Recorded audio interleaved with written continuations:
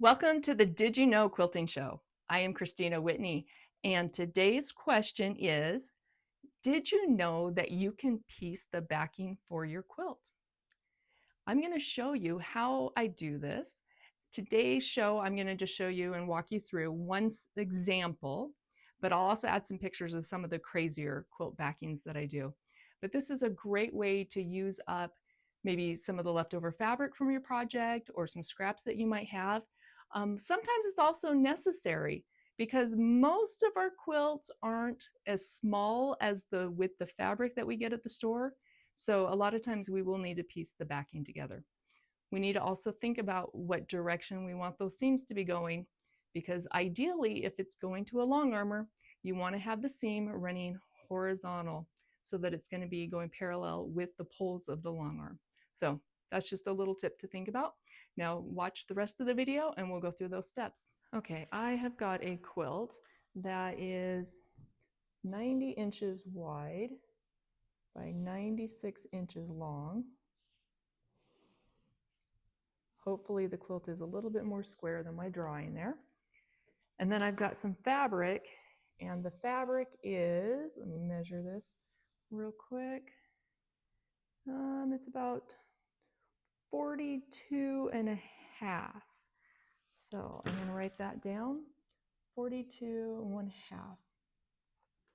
So I definitely am gonna need to seam the backing together. So I'm just gonna divide this up. So that'll be, I'm just gonna put 42 because I need some seam allowance also. And then 2 of those would be 84. And then that's still not gonna be big enough for my 96-inch long quilt.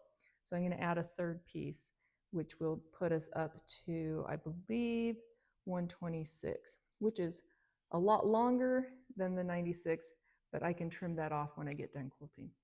So what I need to do now is take my fabric and I'm going to prep it. So the first thing I want to point out is I'm going to bring this fabric over, and this is all on a bolt here.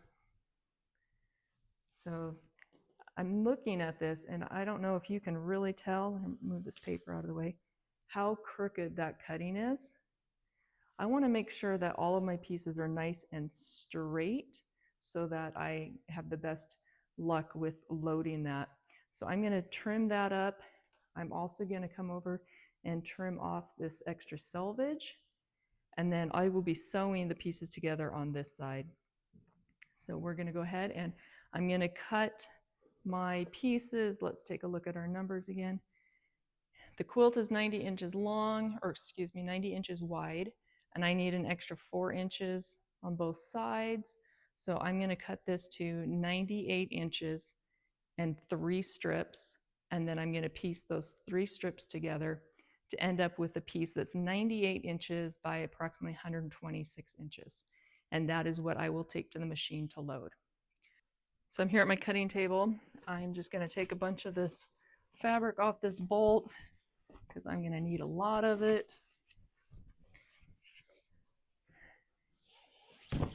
Now I'm going to need to get, let's see, looking at my original math, I need to have 3 strips cut at 98 inches long. So I don't have a table that's that long. So what I'm going to do is fold the fabric in half and I cut it at 49 inches. So let's see if I can get this all to cooperate. Now I don't even have a mat that's big enough. So I've got this giant ruler that I got from my grandma, who knows where, how far back. It goes up to 60 inches. So what I'm going to do is find my 49 on here, and I'm going to take the end of my fabric and I want to overlap it a little bit over that 49 just because that side is cut pretty crooked. And then I'm going to bring this down and I'm going to go all the way to the 0 on my tape measure, which is kind of hard to see because it's so long. But I'm folding the fabric in half there, and then I'm just coming back over that first layer. So you might be saying, oh, that looks pretty wrinkly. You should probably iron it. It wouldn't hurt to iron it, but I am a little bit lazy today, so I'm going to jump around here, see if I can get this all straight.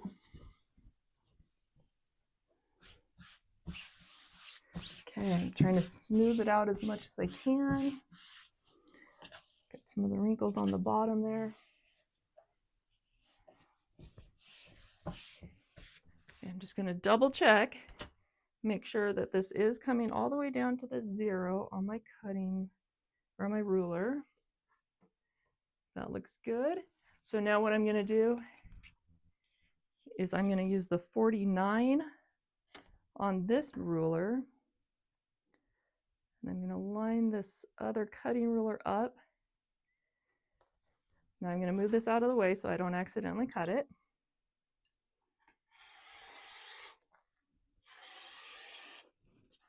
And there is my 49-inch doubled over, so 98-inch piece of fabric.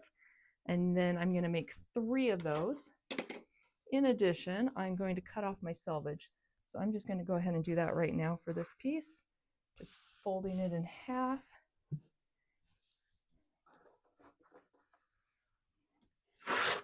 Bring my ruler down.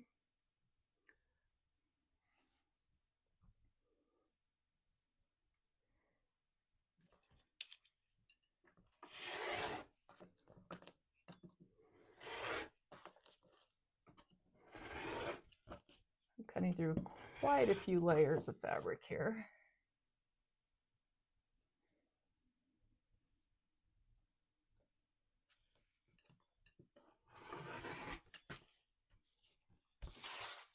There we go. So that's one piece ready to go, and we'll cut 2 more.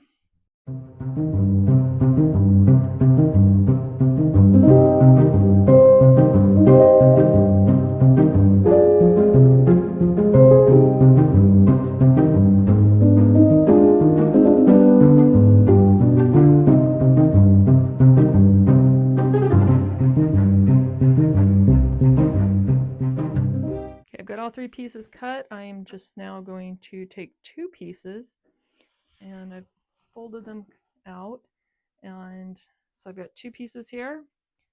I'm going to drop the first layer down and the last layer, so I've got the right sides together. So this is piece 1 and piece 2. I'm going to line those up and then just do some pinning. Some people choose to pin, some don't. Just depends on your personal preference. So I will pin this all the way across, then take it to my machine, and I'm going to stitch it with probably about a 1/2 inch seam allowance. From there, I will add the 3rd piece on, and then I can iron it, and it will be ready to take to the long arm.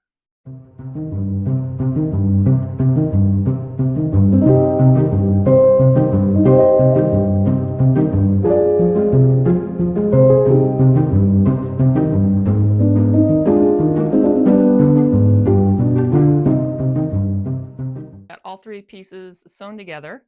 I do want to point out though, if you can see here, 2 pieces didn't quite match up. That's okay. I probably just didn't cut it perfectly, but I am going to go back and trim that so that I do have nice square, straight sides on all 4 sides so that it'll be easier for when I load. Now, I get questions sometimes, like, why did I cut off the selvage? First of all, I don't want that extra bulk.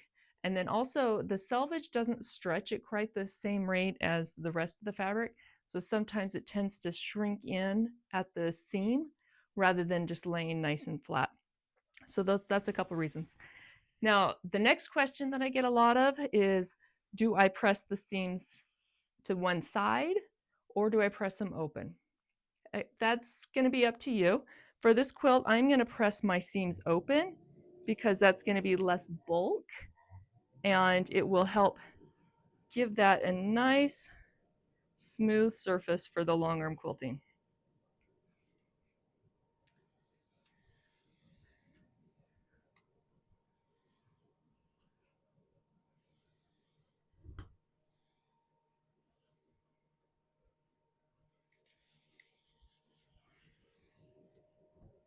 Okay, we're going to keep working on that.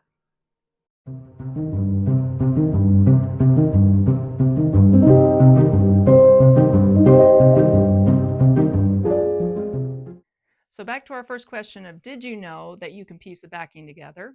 Well, that is the answer. Yes, you can. So this backing is all pieced together, ready to go to the long arm. Make sure that you like and subscribe so that you get announcements for when future videos come up. And we're going to have one showing how to actually load it onto the long arm. So stay tuned and have fun quilting.